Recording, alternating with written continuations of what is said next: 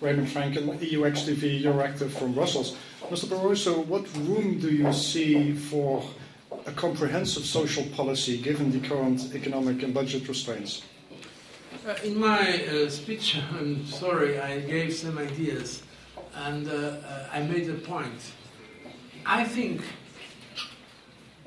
everybody should understand that without fiscal consolidation, without some kind of efforts for macroeconomic stability, we will not have confidence.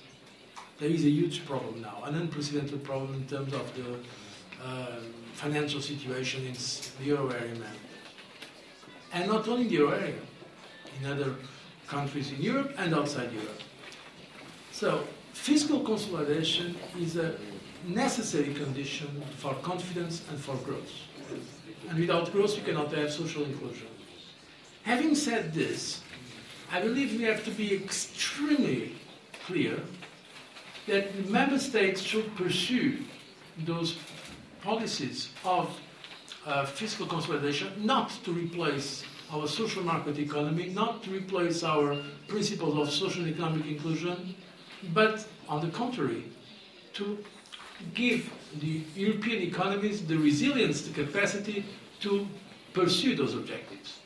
That is why, regarding expenditure, we have to look what we can reduce of unnecessary expenditure.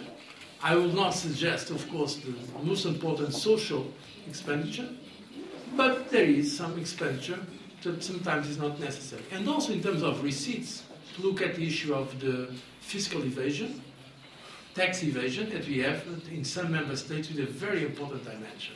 Now, there is not a one-size-fits-all approach. That's a decision at all member states. I know that, for instance, just to mention Spain and Portugal, now they are taking some important measures. There are governments that have stated their commitment to social objectives, but they are trying to see some expenditures that in fact are not corresponding to the original goals. And it's possible to eliminate those expenditures.